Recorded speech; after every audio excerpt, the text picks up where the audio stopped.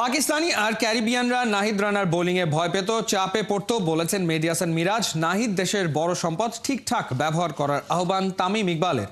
মেহেদী মিরাজ বলছেন, অ্যানালিস্টদের যুগে প্রতি বছরই উন্নতি করতে হয় ক্রিকেটারদের। পেস সেন্সেশন নাহিদ সম্পর্কে তামিম ইকবাল ও মেহেদী মিরাজের ভাবনা জেনেছেন সাইফুল রূপক।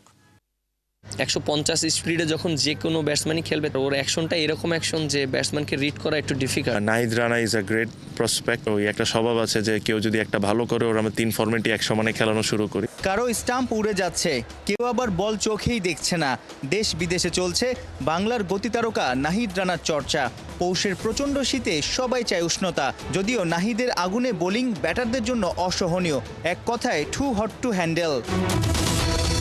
বিপিএলে আগ্রাসী মুডে নাহিদের ভেলকিতেই গেল বছর পাকিস্তান আর ওয়েস্ট ইন্ডিজে সাদা পোশাকে রঙিন ছিল বাংলাদেশ। আপনি তো স্লিপে বা গালিতে বা আশপাশেই ছিলেন, ওর বোলিংয়ের সময় প্রতিপক্ষ ব্যাটারদের কি অবস্থা হয় বা কতটুকু চাপ দেখেছেন তাদের মধ্যে? আসলে দেখেন, একটা জিনিস দেখেন যে 150 স্পিডে যখন যে কোনো ব্যাটসম্যানই খেলবে, তাকে একটু হলেও চিন্তা করতে হবে, কারণ ওখানে টাইমটা খুব কম পাওয়া যায়। আর ও তো মাত্র এসেছে, আর ওর অ্যাকশনটা এরকম অ্যাকশন যে ব্যাটসম্যানকে রিড করা একটু ডিফিকাল্ট। সো আমার কাছে মনে হয় যে ব্যাটসম্যানরা অবশ্যই ওকে নিয়ে অনেক কনফিউজ ছিল, আমরা দেখেছি।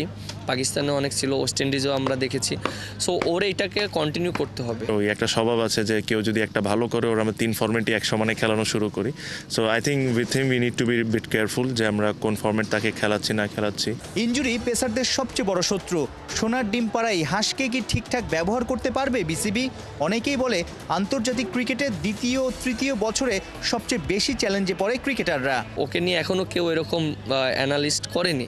সো ওর জন্য হয়তো এখন অনেক ইজি হবে, বাট যখন 2 বছর খেলে ফেলবে, 3 বছর খেলে ফেলবে, তখন ওর জন্য অনেক চ্যালেঞ্জ আসবে। সেই চ্যালেঞ্জগুলো যদি ও ঠিকঠাকভাবে নিতে পারে, আমরা যদি প্রপার ওকে ইউজ করতে পারি, তাহলে ওর জন্য এবং দেশের জন্য ভালো হবে। এখানে একটা, আপনি যদি প্রপার ইউজের কথা বললে, অনেক ক্রিকেটার আছে সব ফরম্যাটের জন্য না, বা তাকে আসলে ওইভাবে রেখে দেওয়া হয় যে এই ফরম্যাটে তাকে দিয়ে আমরা ম্যাচ জয়ের পারফরমেন্স আশা করব। কারণ একটা প্লেয়ারকে আপনি বেশি লোড দিতে পারবেন না, আর যেহেতু আমাদের অনেক খেলা আছে, সেই লোড যদি দেয় তাহলে ইনজুরির চান্সটা বেশি থাকে। বাট এটার জন্য টিম ম্যানেজমেন্ট আছে, তারা খুব ভালো প্ল্যানিং করছে ওকে নিয়ে। দেখেন আপনি যে আমরা কিন্তু ফার্স্ট টেস্ট ম্যাচ ওকে খেলাইনি, সেকেন্ডটা খেলিয়েছি।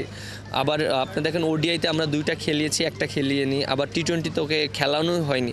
সো এটা টিম ম্যানেজমেন্ট খুব ভালো ওকে নিয়ে পরিকল্পনা করছে। আশা করি যে ওকে নিয়ে খুব ভালো একটা প্ল্যানিং করবে যে কিভাবে ওকে রেস্ট দিলে ওর জন্য ভালো হবে এবং টিমের জন্য ভালো হবে। গতি তো আছেই, স্লোয়ার, কাটার, ইয়র্কারে আরও পাকা হলে বুমরার মতো আনপ্লেয়েবল হয়ে যাবেন বাংলার নাহিদ রানা।